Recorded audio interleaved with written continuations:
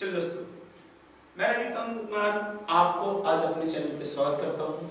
चलिए आज हम लोग बिहार पुलिस के लिए और बीपीएससी टीचर के लिए दोनों के लिए महत्वपूर्ण सवाल लेके आया हूँ।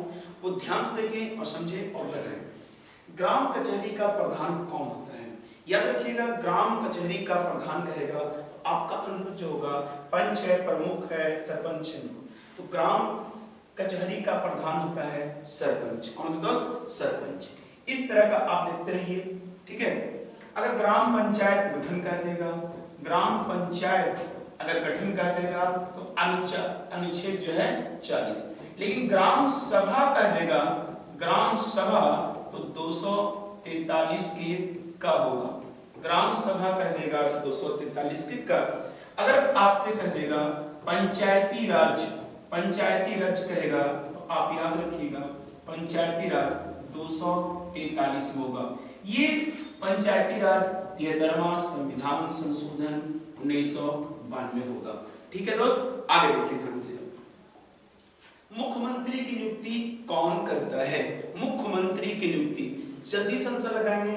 प्रधानमंत्री, राष्ट्रपति, राज्यपाल, विधानसभा अध्यक्ष।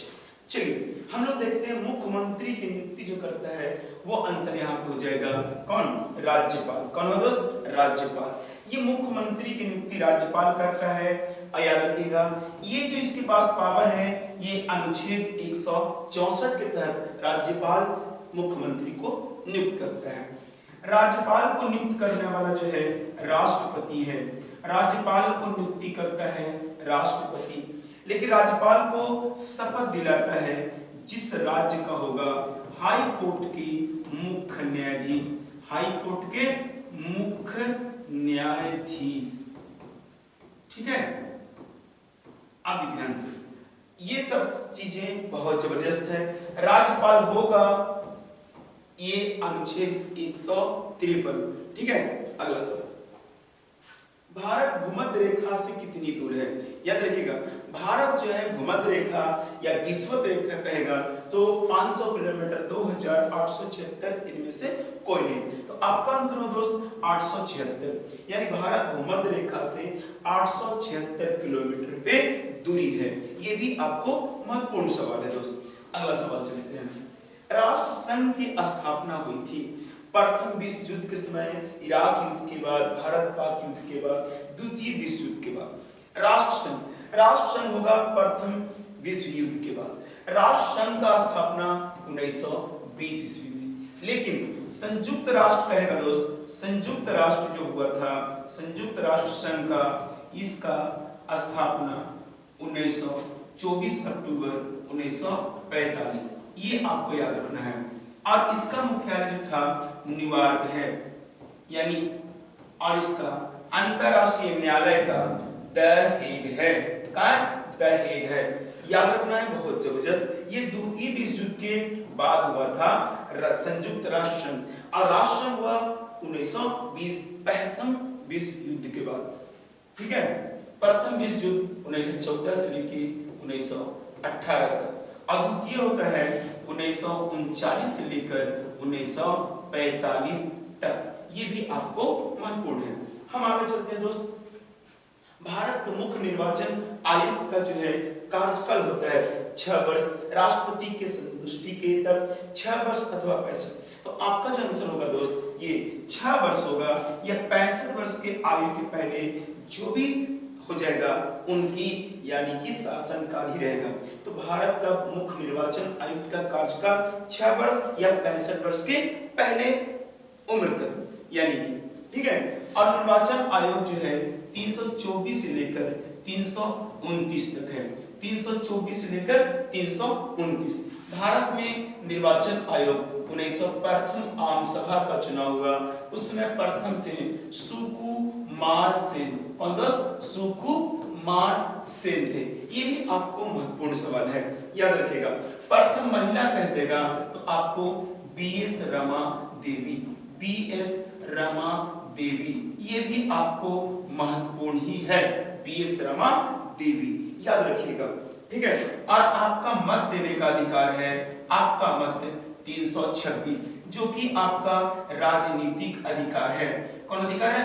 राजनीतिक अधिकार जो है आपको याद रखना है 326 के तहत। ये भी आपको जबरदस्त है।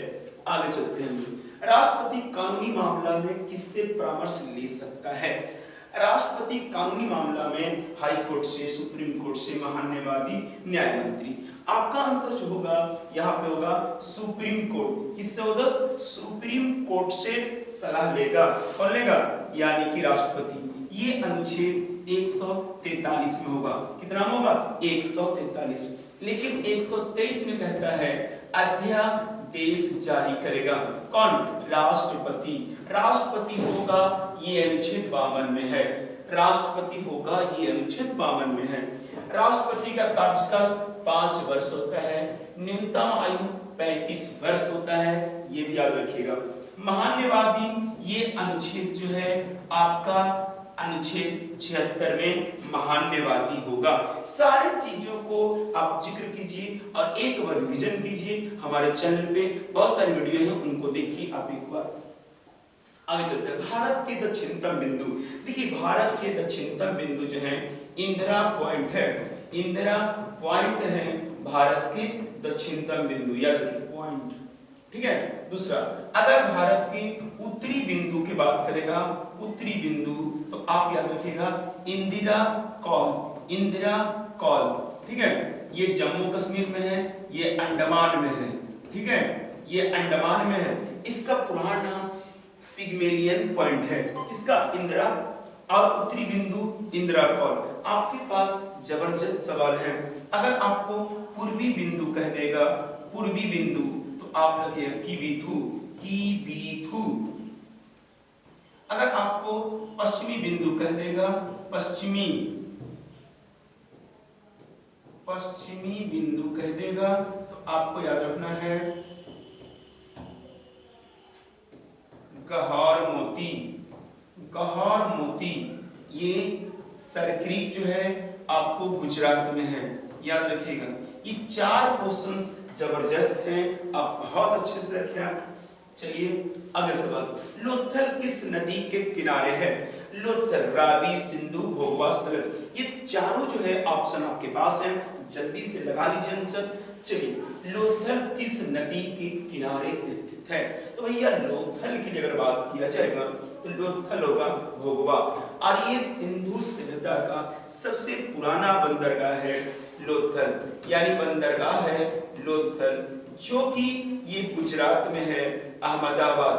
कहाँ? अहमदाबाद, लोथल। रावी नदी के किनारे जो है हड़प्पा है, और सिंधु नदी के किनारे अगर बात कर रहा हो दोस्त, तो आपको मोहनजोदड़ो होगा। मोहनजोदड़ो, यह सब रखिएगा। अमृतकों का टीला, मृतकों का टीला अगर बात करेगा तो आप लगाइएगा सिंधु। कौन लगाइएगा? सिंधु। ये सारी बातें आपके पास चले जाएंगे दोस्त। ठीक है। दूसरी जैन संगति कहाँ हुआ? दूसरी, देखिए पहली कहेगा तो पाटलिपुत्र होगा, और दूसरी कहेगा तो बल्लभी होगा। दूसरी कहेगा बल्लभी, जो कि गुजरात में है। ये अधिष्ठा के थे क्षमा श्रवण, क्षमा श्रवण, याद रखिएगा। दूसरे अधिष्ठा क्षमा श्रवण। और पहला जैन संगति पाटलिपुत्र, दूसरा बल्लभी जो गुजरात में है।